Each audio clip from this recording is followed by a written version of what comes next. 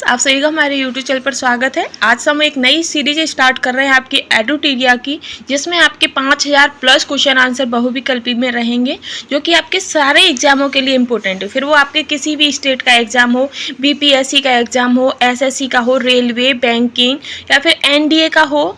या कहने का तात्पर्य सिर्फ इतना है कि किसी भी एग्जाम का और किसी भी स्टेट का एग्जाम हो, उस सभी के लिए आपका ये क्वेश्चन बहुत ही ज़्यादा इंपॉर्टेंट साबित होंगे। ठीक है, जिसमें हम आपके 100 प्रैक्टिस सेट के रूप में है, विषयवार प्रैक्टिस सेट है आपके, और टोटली ही एनसीईआरटी बेस्ड है।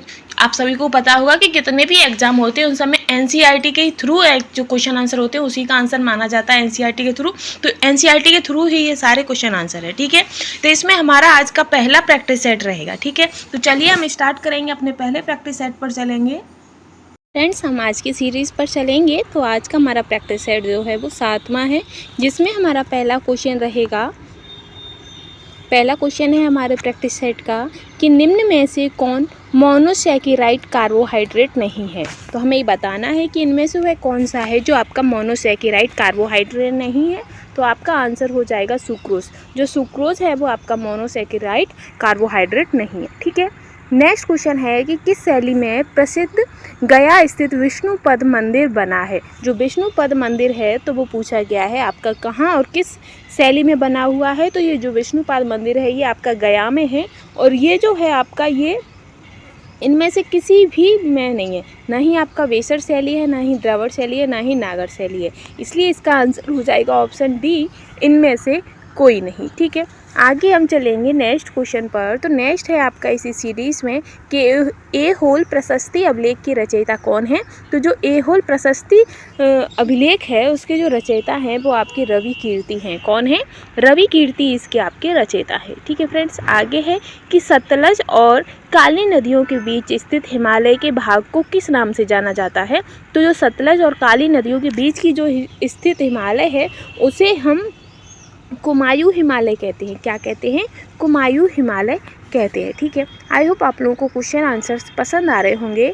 आगे है कि द्वितीय प्रदूषक निम्नलिखित में से कौन सा है। तो इनमें से कौन सा है जो आपका द्वितीय प्रदूषक है। तो जो स्मॉग होता है, स्मॉग होता है ये आपका द्वितीय प्रकार का प्रदूषक होता है। ये होता है क्या है, आपने देखा होगा कि जब कटाई होती है तो जो गांव में जो फसलें होती हैं, फसलों में जैसे गेहूँ हुआ, धान हुआ, जब इनकी जो फसल काटने के बाद और जला दी जाती है तो क्या होता है, उस जलने से एक धुआं निकलता है। तो उस धुएं की वजह से पूरी एरिया कवर हो जाती है और आगे का नहीं दिखाई देता है, तो उसको स्मॉग प्रदूषण कहते हैं। ठीक है, जैसे आपने देखा होगा कोहरा सा छा जाता है सुबह सुबह, वो आपका एक तरीके से स्मॉग प्रदूषण ही होता है। आगे है आपका कि बंधुआ मजदूरी व्यवस्था का निराकरण संविधान के किस अनुच्छेद से संबंधित है। जो बंधुआ मजदूरी व्यवस्था है उसका जो निराकरण है, मतलब बंधुआ मजदूरी को ख़त्म करना जो है वो संविधान के किस अनुच्छेद से संबंधित है। तो इसका आपका आंसर हो जाएगा अनुच्छेद 23। ठीक है, क्या आंसर रहेगा आपका? अनुच्छेद 23 आंसर हो जाएगा। ठीक है, आगे हम बढ़ेंगे नेक्स्ट क्वेश्चन पर कि विद्युत धारिता का मात्रक होता है। तो विद्युत धारिता का मात्रक क्या है? तो आपका आंसर हो जाएगा ऑप्शन 7 जो है उसका हो जाएगा फैराडे। विद्युत धारिता का मात्रक होता है आपका फैराडे। ठीक है, आगे है कि यूरेनियम के रेडियोधर्मी विघटन का अंतिम उत्पाद है। जो यूरेनियम है उसके रेडियोधर्मी विघटन का अंतिम उत्पाद क्या होता है। तो आपका आंसर हो जाएगा सीसा। जो सीसा है वो आपका यूरेनियम के रेडियोधर्मी विघटन का अंतिम उत्पाद होता है। ठीक है, आगे है 9वां आपका कि भारत में बाघ परियोजना की शुरुआत कब की गई थी। तो भारत में जो आपकी बाघ परियोजना है इसकी जो शुरुआत थी वो आपकी 1973 में की गई थी। आपको पता होगा, इसी को हम टाइगर क्या कहते हैं, टाइगर प्रोजेक्ट भी कहते हैं। टाइगर प्रोजेक्ट जो आपका है वो 1973 में स्टार्ट हुआ था। ठीक है, आगे है आपका नेक्स्ट क्वेश्चन कि निम्नलिखित में से कौन सा युग्म सुमेलित है। तो हमें इसमें से बताना है कि कौन सा जो आपका ऑप्शन है वो करेक्ट है, यानी कि सुमेलित है। ठीक है, तो 10वें का क्या होगा, जो आपका है बांडीवास का युद्ध। तो जो बांडीवास का युद्ध था वो फ्रांसीसी विरुद्ध ईस्ट इंडिया कंपनी के मध्य हुआ था। तो ये आपका ऑप्शन जो है वो एकदम करेक्ट है। ठीक है, आगे है आपका कि पांडिचेरी की संधि किसके बीच हुई थी। तो जो पांडिचेरी की संधि है वो आपकी अंग्रेज व फ्रांसीसी के मध्य हुई थी। किसके? अंग्रेज और फ्रांसीसी के मध्य हुई थी। ठीक है, आगे हम बढ़ेंगे नेक्स्ट क्वेश्चन पर चलेंगे। तो नेक्स्ट रहेगा इसी में आपका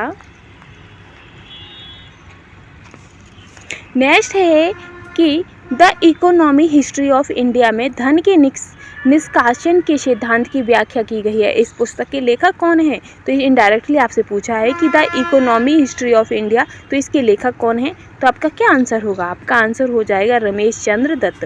तो ये जो बुक है ये आपकी रमेश चंद्र दत्त ने लिखी थी और इस बुक में है क्या कि धन निष्कासन से संबंधित जो सिद्धांत हैं उनकी व्याख्या की गई है इसी बुक में और उसके राइटर हैं आपके रमेश चंद्र दत्त। ठीक है, आगे है कि दूध निम्नलिखित में से किसका उदाहरण है? जो मिल्क होता है वो किसका उदाहरण है? बिलियन का, फेन का, वायु बिलियन का या पायस का? तो जो आपका दुग्ध होता है या दूध होता है वो आपका पायस का उदाहरण है। ठीक है, नेक्स्ट है कि सुपीरियर झील किन दो देशों के बीच स्थित है? तो जो सुपीरियर झील है वो आपकी अमेरिका और एवं कनाडा के मध्य है। कहाँ पर है? अमेरिका और कनाडा के मध्य है। ठीक है, नेक्स्ट है जीडीपी।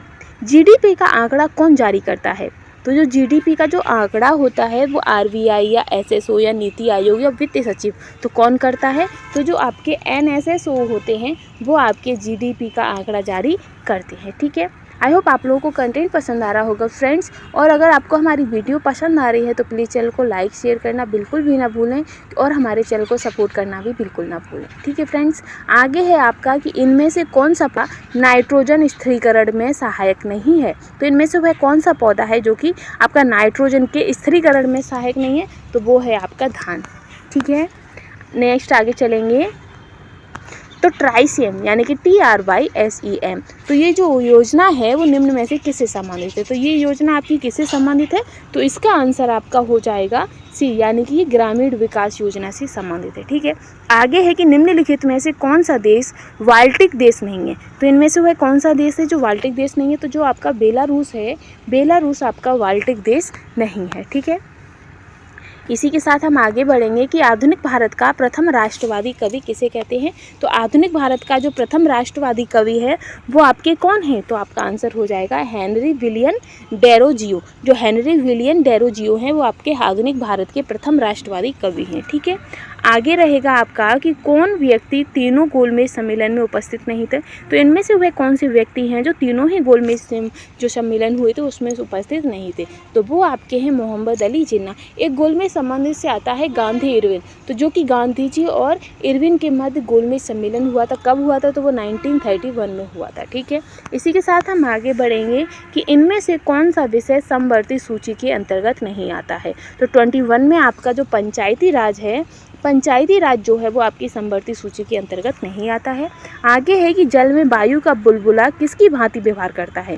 जो जल में जो वायु होता है, वायु का जो बुलबुला होता है वो किस तरीके का भांति व्यवहार करता है? कौन से लेंस से? इनडायरेक्टली लेंस पूछा है आपसे, किस तरीके का? तो वाइस का आंसर हो जाएगा आपका अवतल लेंस की तरह व्यवहार करता है। ठीक है, आगे है आपका नेक्स्ट क्वेश्चन कि निम्नलिखित में से कौन सुमेलित नहीं है? तो इनमें से कौन सुमेलित नहीं है? तो आपका हो जाएगा जो पागलपंथी विद्रोह है वो आपका इसमें सुमेलित नहीं है, जो कि मजमून शाह व चिराग अली शाह के मध्य हुआ था। ठीक है, आगे हम बढ़ेंगे नेक्स्ट क्वेश्चन पर। तो इसी में आपका नेक्स्ट क्वेश्चन रहेगा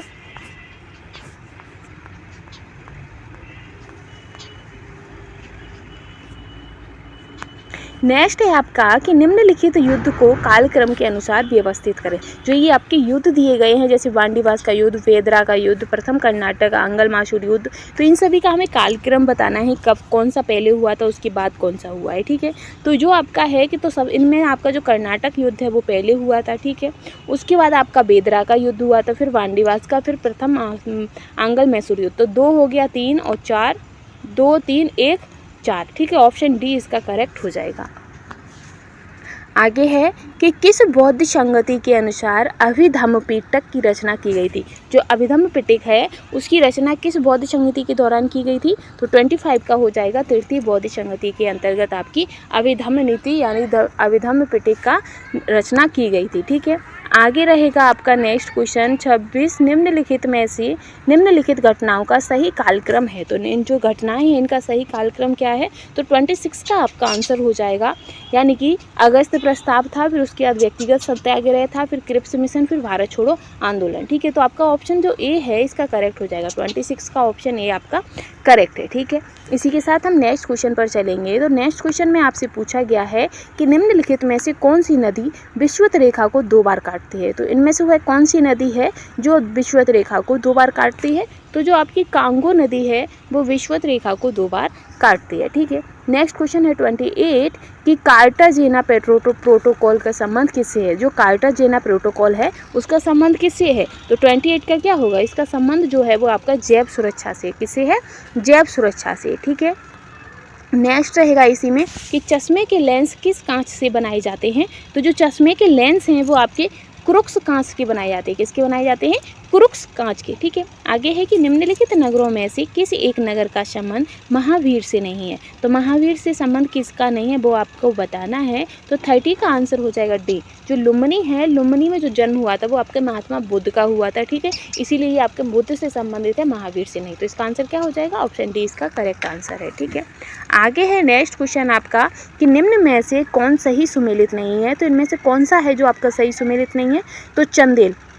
31 का क्या हो जाएगा, तो 31 का है जैसे कि आपका पहले चंदेल है तो चंदेल आपका खुजराहो ये सही है, सोलंकी आपका हिलवाड़ा से सही है, प्रत्यार आपका कन्नौज से, ये भी सही है। लेकिन जो कलचुरी है वो आपका अनिवेर से संबंधित नहीं है और नहीं आपसे पूछा गया, इसलिए इसका ऑप्शन डी करेक्ट हो जाएगा। ठीक है, आगे रहेगा आपका नेक्स्ट क्वेश्चन कि मोढेरा का सूर्य मंदिर किस राज्य में स्थित है। तो जो मोढेरा का जो सूर्य मंदिर है वो आपका किस राज्य में है। तो वो आपका है गुजरात राज्य में। कहाँ पर है, गुजरात राज्य में है। ठीक है, नेक्स्ट है 33 कि निम्न में से कौन सुमेलित नहीं है। तो इनमें से कौन सा सुमेलित नहीं है। तो 33 का हो जाएगा आपका महजरनामा यानी कि 1578 इसका करेक्ट आंसर होगा। नेक्स्ट क्वेश्चन है आपका इसी सीरीज़ में, नेक्स्ट क्वेश्चन है कि मनसबदारी व्यवस्था में 2 अस्पा सिंह अस्पा का प्रचलन किसने किया था।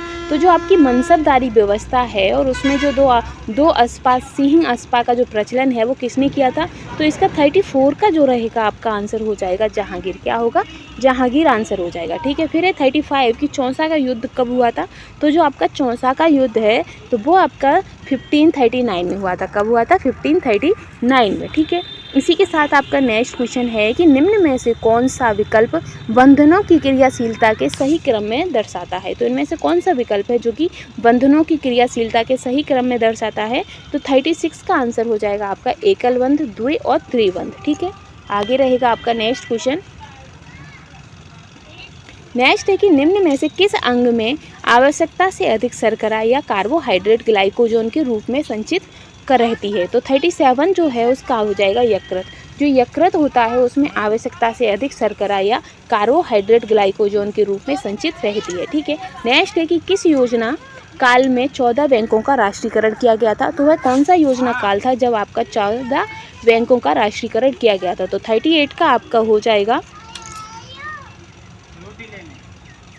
38 का हो जाएगा आपका बी ऑप्शन। क्या रहेगा, बी ऑप्शन आपका करेक्ट रहेगा। ठीक, इसी के साथ हम आगे बढ़ेंगे नेक्स्ट क्वेश्चन पर। कहा कि जिन वस्तुओं का उपयोग साथ साथ किया जाता है उन्हें कहा जाता है। तो जिन वस्तुओं का उपयोग साथ साथ किया जाता है उन्हें क्या कहते हैं। तो उन्हें संयुक्त वस्तुएं कहेंगे। क्या कहेंगे, संयुक्त वस्तुएं कहेंगे, या पूरक वस्तुएं, या फिर स्थानापन्न, या फिर जटिल।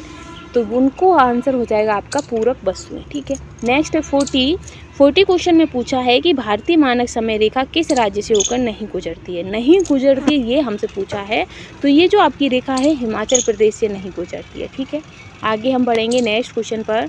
तो नेक्स्ट क्वेश्चन है आपका 41 कि निम्नलिखित में से कौन सुमेलित नहीं है। तो इनमें से कौन सा ऑप्शन है जो आपका सुमेलित नहीं है। तो 41 का हो जाएगा कि जो बामडी ला है, कौन सा है, बामडी ला है उत्तराखंड में, ये आपका सुमेलित नहीं है। ठीक है, आगे है इसी सीरीज़ में कि भारत में पश्चिमी तट की अपेक्षा पूर्वी तट पर चावल की पैदावार अधिक क्यों होती है। तो भारत में जो पश्चिमी तट की अपेक्षा जो पूर्वी तट पर चावल की जो पैदावार होती है उसे अधिक क्यों होती है। तो इसका भी आंसर हो जाएगा क्योंकि जो पूर्वी तट है वो पश्चिमी तट के चौड़ी है तथा डेल्टाई क्षेत्र है, इसीलिए यहाँ पर चावल की जो पैदावार होती है वो सबसे ज़्यादा होती है। ठीक है, इसी के साथ नेक्स्ट है कि केंद्र और राज्य विधायी संबंध संविधान के किस भाग में उपबंध किया गया है। तो केंद्र और राज्य विधायी संबंध हैं। तो 43 का आपका हो जाएगा भाग 11। कौन सा होगा, भाग 11। ठीक है, इसी के साथ आगे आपका रहेगा नेक्स्ट क्वेश्चन।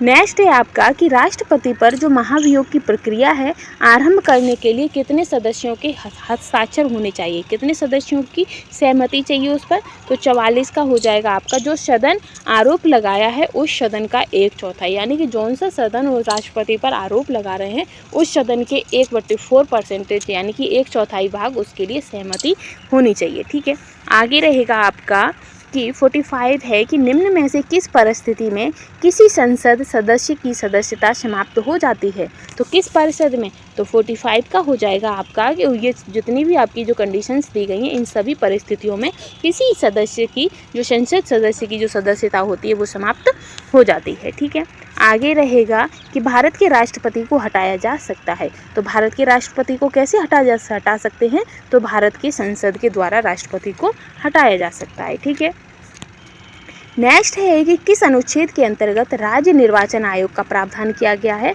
तो 47 का आपका हो जाएगा ऑप्शन सी, यानी कि अनुच्छेद 143 के।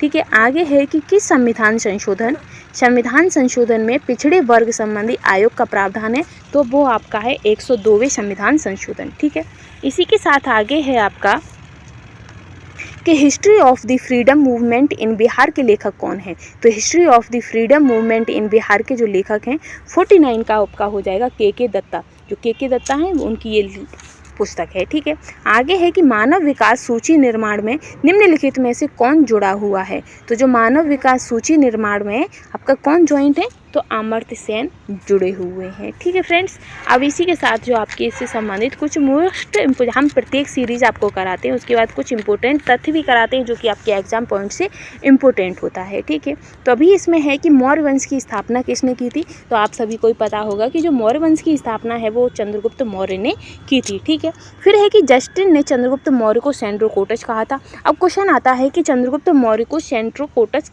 किसने कहा था, तो वो आपके जस्टिन ने कहा था। ठीक, फिर है कि मुद्रा राक्षस में चंद्रगुप्त मौर्य के लिए ब्रसल शब्द का प्रयोग हुआ है, किसका है, ब्रसल शब्द का जो प्रयोग है वो चंद्रगुप्त मौर्य के लिए मुद्रा राक्षस में हुआ है। आगे है कि चाणक्य चंद्रगुप्त मौर्य के प्रधानमंत्री थे, तो चंद्रगुप्त मौर्य के प्रधानमंत्री कौन थे, तो वो चाणक्य थे। चाणक्य की ही एक पुस्तक है अर्थशास्त्र जो कि राजनीतिक से संबंधित है।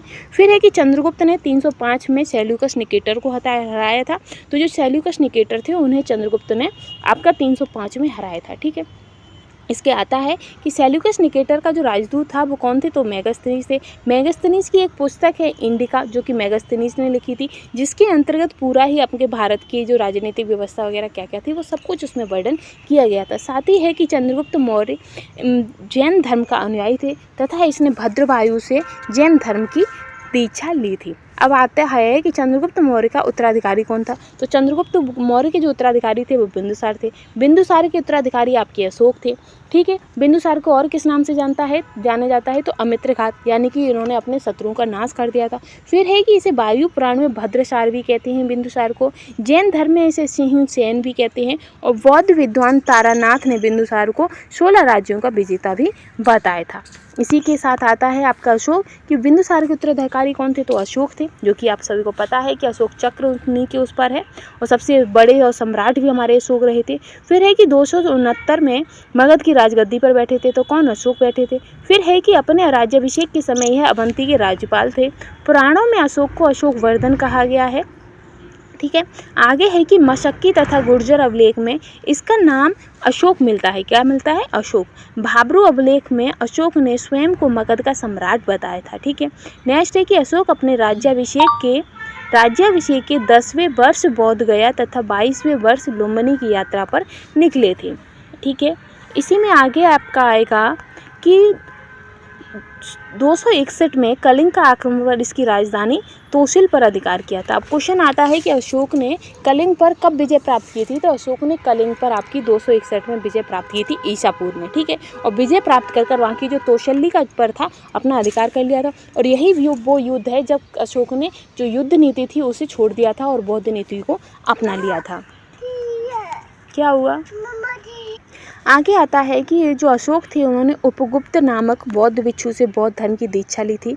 क्वेश्चन एग्जामिनर क्या पूछेगा कि जो अशोक थे उन्होंने किससे बौद्ध की ये जो दीक्षा थी, बौद्ध धर्म की दीक्षा किससे ली थी, तो आपका आंसर हो जाएगा उपगुप्त से। ठीक है, फिर अशोक का सबसे लंबा एवं छोटा अभिलेख कौन सा है, तो जो सबसे लंबा है वो आपका 7वां है और सबसे छोटा आपका रोमन देही का अभिलेख है। ठीक है, फिर अशोक के समय मौर्य साम्राज्य में प्रांतों की संख्या कितनी थी, तो आपकी 5 थी। और अशोक ने भारत में सर्वप्रथम शिलालेखों का प्रचलन शुरू किया था, जिसमें उन्होंने सामान्यतः ब्राह्मी, खरोष्ठी, ग्रीक और अरामाइक लिपियों का प्रयोग किया था। ठीक है, आगे है कि अशोक के पहले शिलालेख में पशु बलि की निंदा की गई थी। क्या की गई थी, पशु बलि की निंदा की गई थी। और वो आपका अभिलेख कौन सा था, छठा शिलालेख था और आत्मनियंत्रण की शिक्षा दी गई थी। फिर है कि मौर्य वंश ने लगभग 137 वर्षों तक शासन किया था और इसी के साथ ही आपका मौर्य वंश भी समाप्त होता है।